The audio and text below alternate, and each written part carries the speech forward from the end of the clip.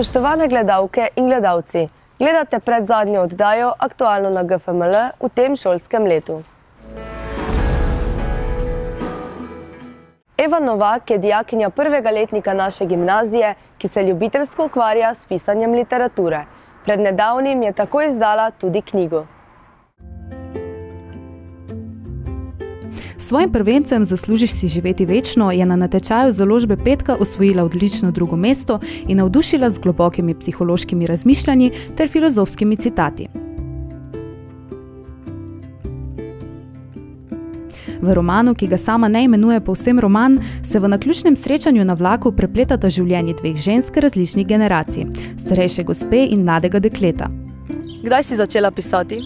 Pisati sem začela že kot majhna, najprej poezije, sedaj pa tudi knjigo. Lepo. O čem pa najraje pišeš? Najraje pišem o teh temah, ki so aktualne sedaj v življenju, torej življenje, večnost, smrt in podobno. Ali nastaja že morda kaj novega? Ja, nastaja že nova knjiga, ki jo sedaj komaj začenjam, končala pa jo bom tam poleti. Literarno delo, ki odpira srce in dviga duha, je bilo premierno predstavljeno tudi na naši šoli.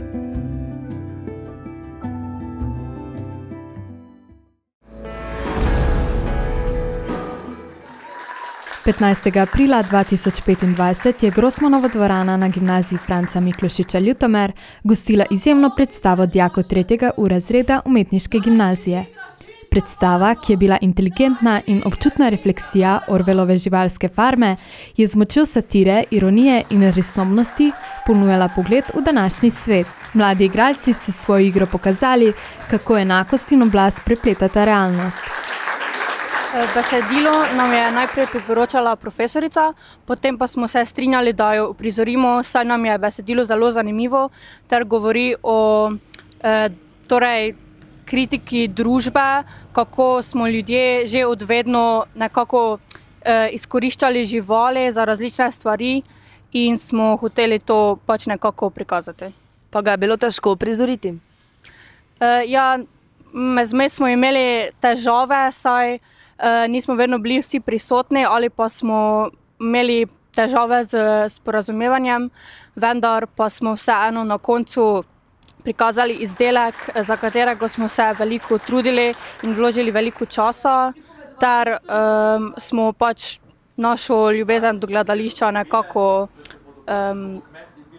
uporabili, torej prikazali. Po predstavi so dijaki predstavili tudi kratke dokumentarne filme, ki so držali njihove poglede na družbo, identiteto in vsakdan. Njihovi filmi so bili iskreni in brez olepšav, kar je še dodatno poudarilo njihovo ustvarjalnost in miselno drznost. Produkcija je bila praznik umetnosti, ki išče resnico brez strahu pred tabuji. Ste kdaj opazovali svet in se vprašali, ali je mogoče, da so nekateri ljudje preprosto neumni? Ne, da bi bili zlobni ali zlohotni, ampak samo preprosto neumni. Carlo Uncipola je to povedal zelo na glas in dal nam je tudi orodje, da to neumnost najdemo. Dal nam je 5 resnic, 5 zakonov in če hočete videti, kako to deluje v praksi, ne glejte daleč. Prvi zakon je vsakdo izmed nas vedno in neprestano podcenjuje število neumnih osebkov v obtoku. Drugo pravilo je verjetnost, da je oseba neumna, je neodvisna od tega, kakšne so njene druge sposobnosti. Tretje pravilo in tudi zlato pravilo je,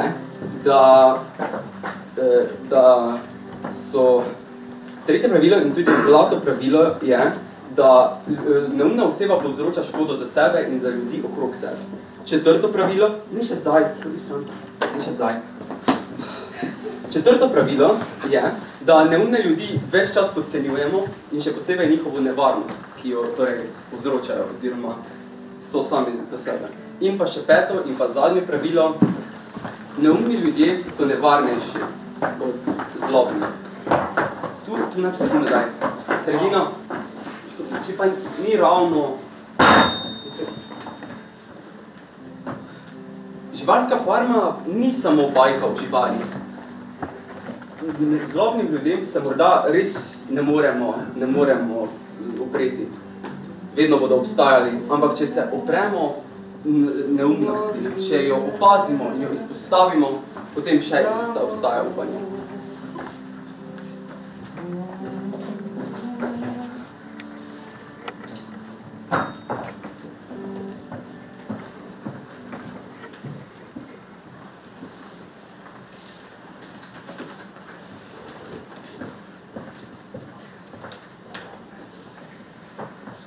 Kmet Jones, lastnik graščinske farme, je tistega večera zaprl rinice, a bil je preveč pijan, da bi se spomnil zapreti tudi kurnike. Posvetil je zdaj sem, zdaj tja, se opotekel preko dvorišča, si sezul škornje in jih brsknil za vrata. Iz sočka si je natočil še vrček piva, ga izpil in se tako napotil v posteljo, kjer je že smrčala njegova žena. Ko je luč v spalnici ugasnila, je po vsej gospodarski poslopki nastal silen vrvež in prkotanje. Že po dnevi se je raznesla govorica, da je stari major, nagrajen beli merjasec, po noči nekaj čudnega sanjal in da želi zdaj v svojih sanjah pripovedovati tudi drugim živalim. In živali so se že dogovorile, da se bodo brž, ko bo kmet izginil nevarno, sestale na velikem skrbi. Vse živali so starega majorja zelo spoštovale in vse so ga klicale le major, čeprav ga je gospodar poslal na razstavo pod imenom Willingdonski lepotec in vsaka je bila takoj pripravljena izgubiti uro spanca, samo da bi slišala, kaj bo povedal. Major je že ležal na svoji slamnati posteli na nekakšnem odru na koncu skednja. Nad njim je bila svetilka, ki je bila pritrjena na tram. Star je bil 12 let. Bil je izredno močni rastlin. Pravi merjasec veličastne podobe. 400 kil! Ne 2, ne 4, ampak 6 litrov! S pametnim in dobrohotnim pogledom. Četudi mu oklov niso nikoli porezali. Pa kdo bi se sekiral zaradi takih malenkosti? Že so začele prihajati druge živali. In vsaka po svoje si je poiskala najbolj podoben prostorek. Najprej so prišli 3 psi. Plavka, Jana in Pinč. Potem pa še prasci. Kure so prhnile na okenske okvirje, golobje so prhnili na tramove pod stropom. Ovce in krave so polegle takoj za prašiči in začele prežvekovati. Oba vprižna konja, boksač in detelja sta stopila skupaj. Mekica, bela koza, potem pa še osel Benjamin. Oba vprežna konja sta ravnokar legla, ko je na skerem prikorakala Jata Račk, ki je ravnokar izgubila svojo mater. Nazadnje je prišla še mačka, ki je, kot je bil že njen običaj, pogledala naokoli, kje bi bilo najtopleje. In potem se je stisnila med boksača in deteljo. In tam med majorjevim govorom ves čas zadovoljno predla, ne da bi ga seveda poslušala.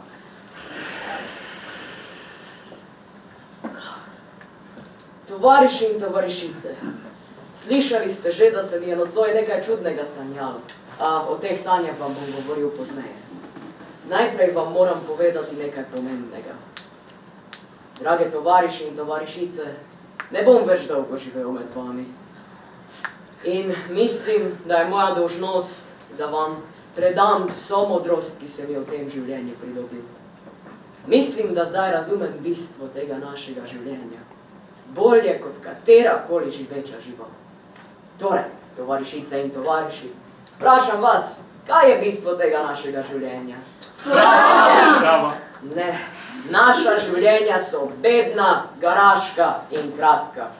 Rojeni smo, hrane dobimo samo toliko, da nam duša ne pobegne iz telesa in za delo sposobni se moramo naprezati. Življenje živali je beda in sužnost. Tako je! Nobena žival v Angliji ni svobodna. Ampak, a že po naravi mora biti tako? Ne, tovariši in tovarišice, 1000-krat ne. Angliška tla so rodovitna, podnebje je pravo in pridelek je tolikšen, da bi samo na tele naši farmi lahko bilo po 100 ovc na 12 krav pa 7 konjev. Zakaj pa potem živimo v teh bednih razmerah? Zato, ker nam človeška bitja ukradejo skoraj ves proizvod našega truda. Tako je! Tukaj, tovariši in tovarišice, je odgovor na vse naše težave. Človek. Človek je edini resnični sovražnik. Tako je! Odstranite človeka in odstranili boste temeljni vzrok lakote in trpljenja. Tako je! Zase se sicer ne bom pritoževal. 12 let sem že star in imel sem več kot 400 otrok. Vi mladi pujski, ki sedite zdaj tu ob menoj, vsakdo od vas bo še letos v klavnici cvilečo dal svoje življenje. Ta usoda čaka nas vse. Pse, ptice, konje, krave, vsakoga. Tebe, boksač, bo gospodar prodal v klavnico. In vam, psom, ko se začnete starati, bo gospodar okoli vratu vam zvezal en velik kamen in vas utopil v bližnjem ribniku. Torej, tovariši in tovarišice, a ni kristalno jasno, da vse trpljenje v naših življenjih prihaja od tiranije človeških biti? Tako je! Kaj naj torej storimo? Moj poziv je upor. Ne vem, kdaj bo prišel čas za ta veliki upor, ampak vem, tako zagotovo vem, kot leži tu slama pod menoj, da bo do tega upora prej ali slej prišel. Zdaj pa, tovariši in tovarišice, vam bom povedal svoje sanje. Bile so sanje o tem, kakšna bo naša dežela, ko človeka več ne bo. Ko sem bil še majhen pujsek, so moja mati in druge svinje prepevale neko staro pesem. Zdaj vam jo bom zapel, tovariši in tovarišice. Star sem že in moj glas je hripal. In vi jo boste peli bolje. Imenuje se Živali Anglije.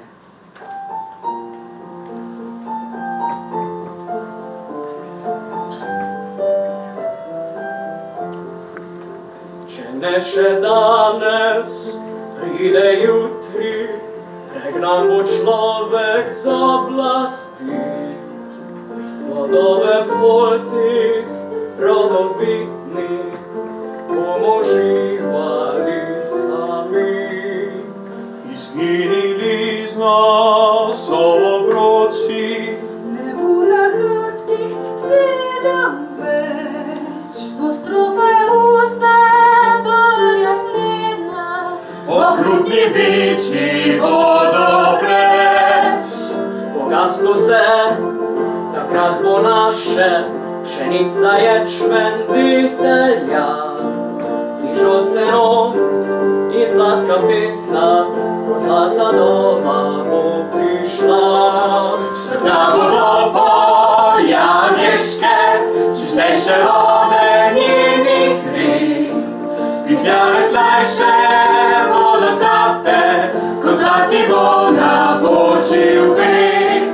za dan veliki vsi nadela, čeprav umr bi pred zorbu. Vsi konji, krave, lovske race, za svobodo na upor. Živali Anglije, živali Irske, živali vseh dežela, prisluhnite in vsem povejte, da bo svoboda k nam prišla. Za dan veliki vsi na delo, čeprav umrli pred zoru. Vsi konji, krave, lovske race, za svobodo na upor. Na upor!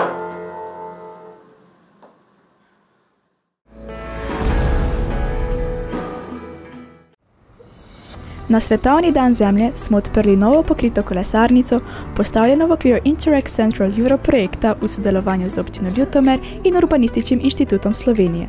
Dijakom in zaposlenim je tako omogočeno dodatno parkiranje koles ob šoli in športni dvorani Šic.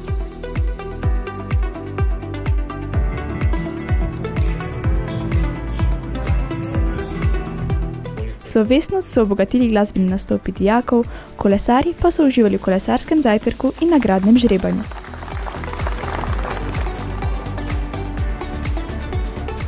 Evo, dobro služi.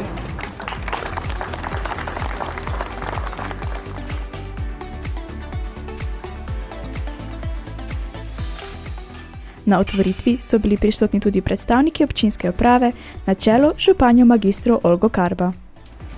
Občina Ljutomer si več kot desetletja prizadeva za trajnostno mobilnost in s pridobljenimi kolesarnicami seveda želimo spodbuditi mlade profesorje, tudi tiste, ki obiskujejo športno dvorano, da uporabljajo kolesa. S tem seveda ohranjamo čistejše okolje, manj je obremenitev v prometu in seveda bolj smo zadovoljna skupnost.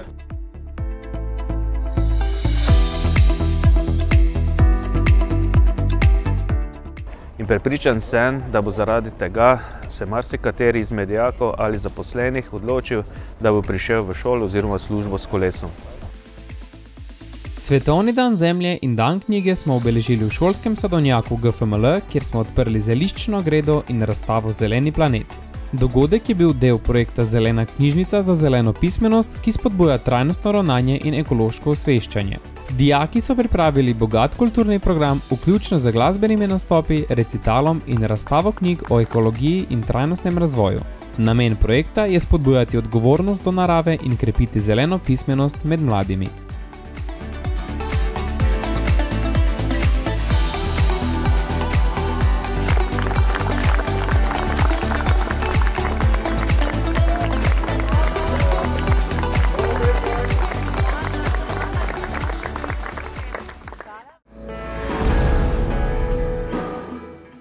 Med 7. in 9. majem 2025 je pod okriljem Gimnazije Franca Miklošiča Ljutomer potekal že 11. Student Cuts filmski festival, ki je tudi letos upravičil svoj sloves mednarodno odprtega festivala za mlade filmske ustvarjalce.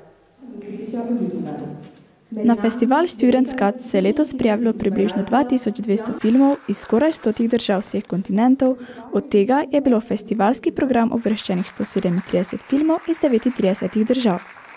Tekmovalni program je zajemal 23 filmov v 4 kategorijah.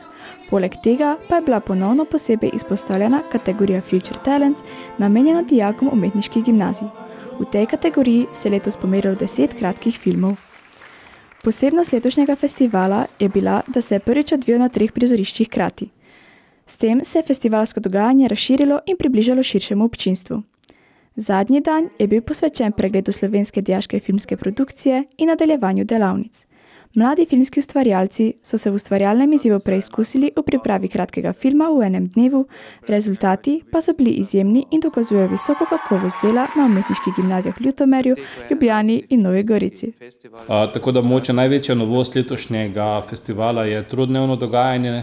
Razširili smo za dodaten dan, s tem smo namenili lahko več prostora za delavnice, tako da bodo lahko udeleženci vseh 3 umetniških gimnazij imeli malo več časa se v bistvu ustvarjalno družiti med ustvarjanjem filmov, kjer jih med seboj pomešamo, tako da ni za to neko prijateljsko druženje že znanimi prijatelji, pač pa ustvarjanje novih kreativnih idej v zelo omejenem času.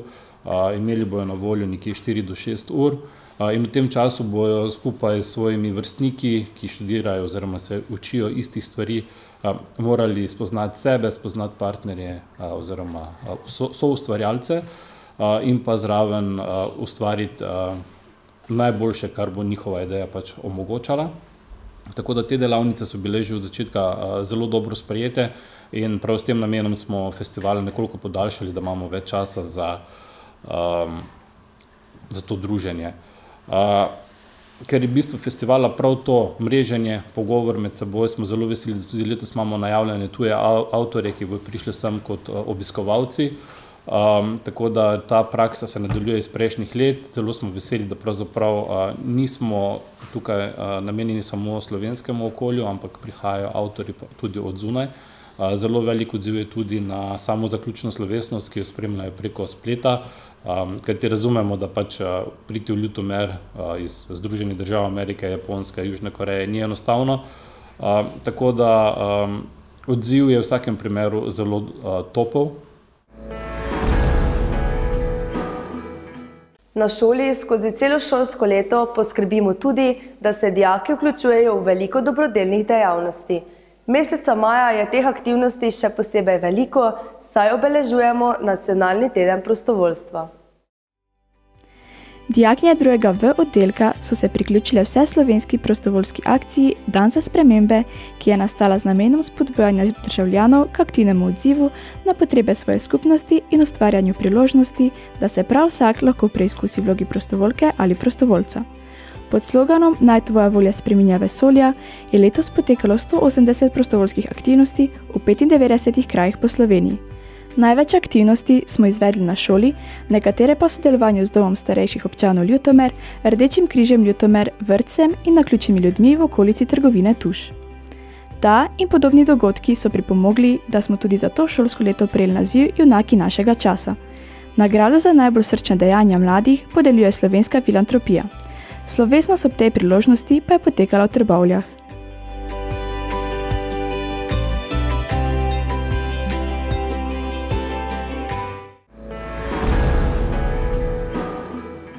Svoje znanje in rezultate dela so tokrat predstavili dijaki programa Medijski tehnik.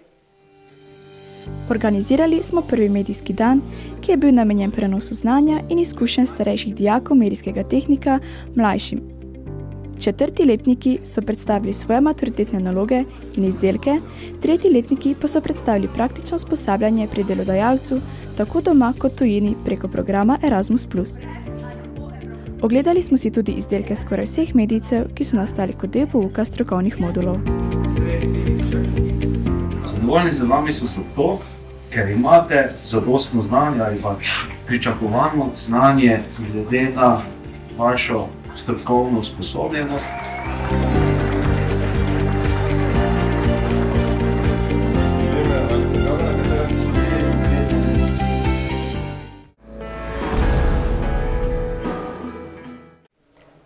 Maja se je uradno pričel spomladanski izpitni rok splošne mature. Maturantje ga vsako leto otvorijo s pisanjem esejev. Letos so dokazovali, kako dobro poznajo roman Draga Jančarja in Ljubezen tudi, ter 4 Kocbekove novele iz zbirke Strah in pogum. Mihail Hozjan, dijak 3. letnika GFML, je bil kot edini predstavnik iz Slovenije izbran za sodelovanje v mednarodnem programu Summer Institute for Youth v okviru Benjamin Franklin Transatlantic Fellowship organizacije. Kaj mora narediti dijak, da mu kaj takega uspe? Večinoma se mora udeleževati na različnih projektih s šolo, postati čim bolj aktiven v smislu mednarodnih odnosov ali pa kaj takšnega, ker se tudi ta program večinoma osredotoča na povezovanje mladih. Torej že prej potovati ali pa kaj takega, naprimer jaz sem hodil z debato na različne projekte, ker sem šel na Nizozemsko, pa v Bruselj, pa tako dalje. Kako pa se ti pripravljaš na odhod tja? Prvo sem zdaj mogel nabaviti vizo, nabaviti tudi letalsko karto, ki jo potem pokrije štipendijski sklad. Dejansko večino drugih priprav še ni, moram se spakirati, izpolniti nekatere dokumente za univerzo tam v Ameriki, pa povezali smo se z ostalimi z Evrope, ki grejo v Ameriko.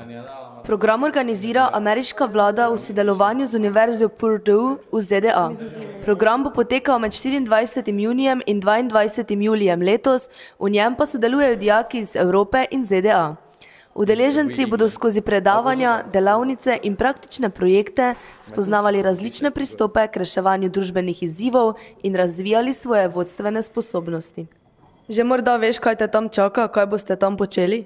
3 tedne bomo na univerzi, potem 1 teden bomo preživeli v glavnem mestu Washingtonu, pa tudi 1 teden bomo preživeli pri družini v Ameriki kot neko kulturno izmenjavo. Sledita naši stalni rubriki Minuta za raziskovanje in podcast. Pred mikrofonom sta se nam v stalni podcast rubriki pridružila bivša gimnazijca Eva Klemenčič in Simon Škrlec.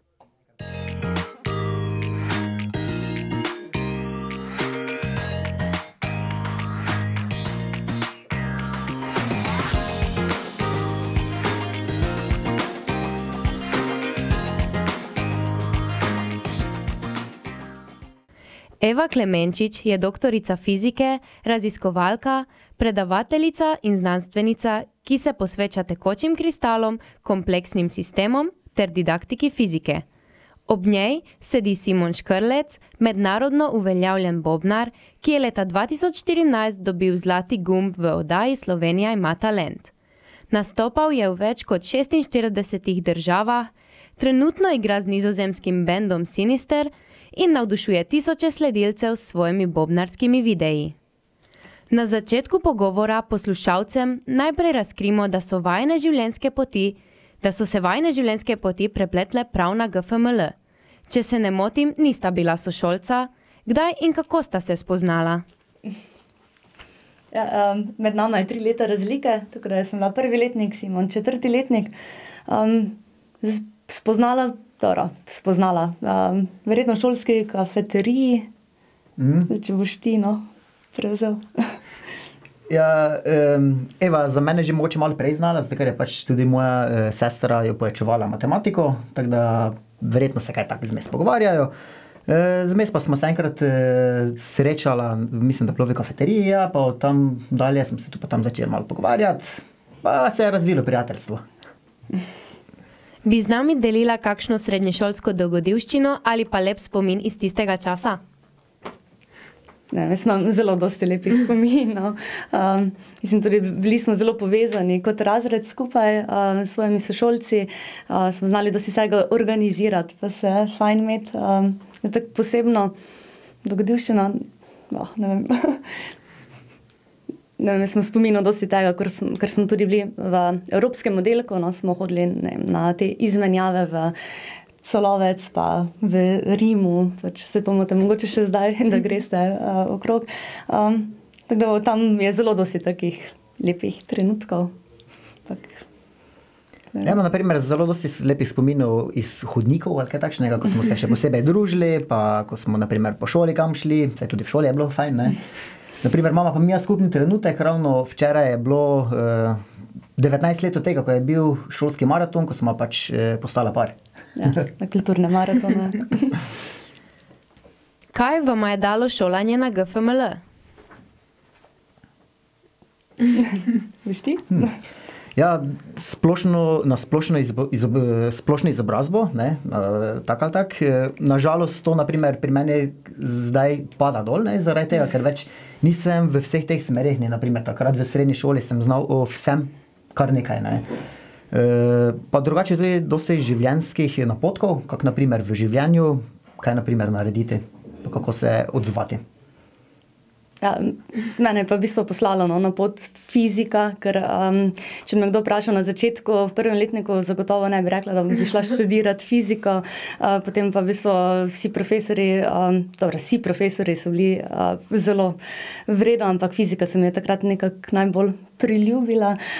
Po drugi strani pa mi je dala tudi prijateljica tak za vse življenje, s katerimi se še zdaj vsak mesec probamo dobiti pa družiti.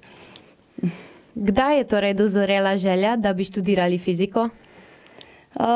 Ja, verjetno v 4. letniku, ko se je bilo potrebno odločiti, sem si rekla, dobro, bom šla prva 3 leta poskusiti fiziko, pa potem bom videla, če se na podiplomskem študiju osredotočim na katero drugo smer, ampak ne vem, ko tako enkrat padeš v fiziko, je zelo težko oditi, oziroma vidiš, da je zelo zanimivo področje in raziskovanje se nikoli ne neha. Gospod Škrlec, bobni vas spremljajo že 30 let. Od kod navdušenje za ta instrument? Da bi se spomnil, zakaj navdušenje, je predaleč nazaj. Tudi sem vprašal starša, če sta mi ni dva predlagala, ali kdo bi mi lahko sploh rekel za instrument bobni.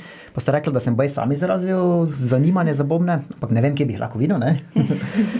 Ja, verjetno pa zaradi tega, ker je ravno glasno, lahko daš energijo ven, sprostiš se zraven. Pa fajn je v bistvu primitivni instrument, katerega lahko vsak igra, pa se zraven sprosti, pa te zaradi tega verjetno tudi toliko bolj pritegne.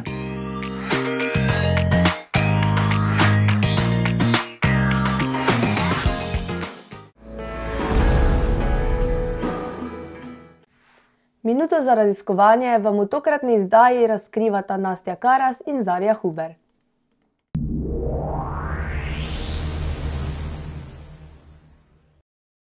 Pozdravljeni, moje ime je Zarja. In moje je Nastja. Danes vam bomo predstavili najino raziskovalno nalogo s naslovom Mikroplastika v kapsulah za pranje perila in vpliv temperature na njihovo raztapljanje. Z najino raziskovalno nalogo sva želeli raziskati, ali se ovoji kapsul in pa lističi za pranje med pranjem res celoti razgradijo, kako morebitni delci mikroplastike pridejo v stik z okoljem in kakšen je njihov vpliv nanj. To temo sva si izbrali, ker se nam zdi problem mikroplastike v tako razširjenih plastičnih izdelkih zelo pereč.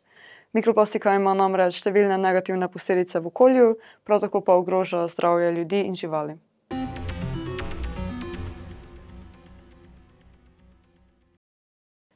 Poskuse smo izvedli pri dveh temperaturah, in sicer 60 in 90 stopinj Celzija.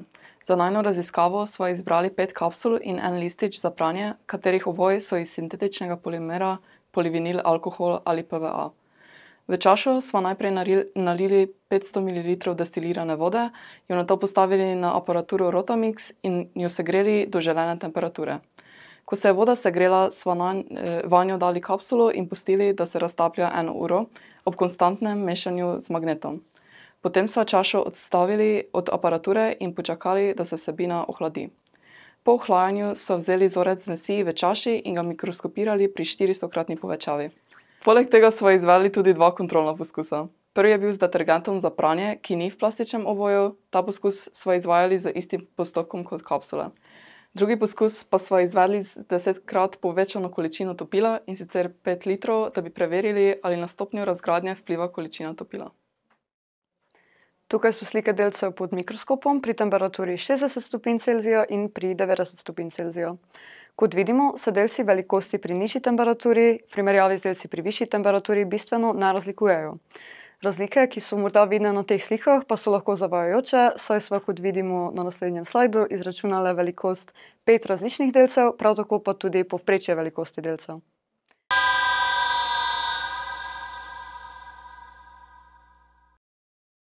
Ugotovili sva, da se velikost med znamkami drastično ne razlikuje, edini vstopanji pa se pojavita pri kapsuli E, kjer je velikost delcev nadpovprečno velika, in pri lističu, kjer je velikost podpovprečno velika.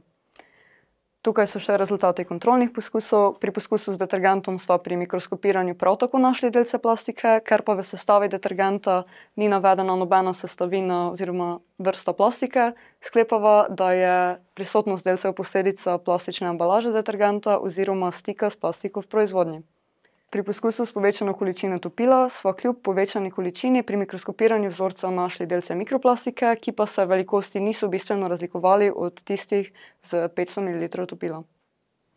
Da bi identificirali delce, so slike mikroskopiranih vzorcev primerjali s slikami mikroplastike iz različnih spletnih virov. Na podlagi velike podobnosti pri primerjavi sklepava, da so delci, ki so jih mikroskopirali, res mikroplastika. Po analizi rezultatov smo ugotovili, da kapsule po pranju za sabo puščajo sledi mikroplastike in da med različnimi znamkami kapsul ni bistvenih razlik v velikosti delcev. Prav tako smo ugotovili, da temperatura nima bistvenega vpliva na stopnjo razgradnje kapsul in da se delci mikroplastike pojavijo tudi pri detergentu, ki ni v plastičnem ovoju, ter pri povečani količini topila. S temi ugotovitvami smo zaključili najino raziskovalno nalogo.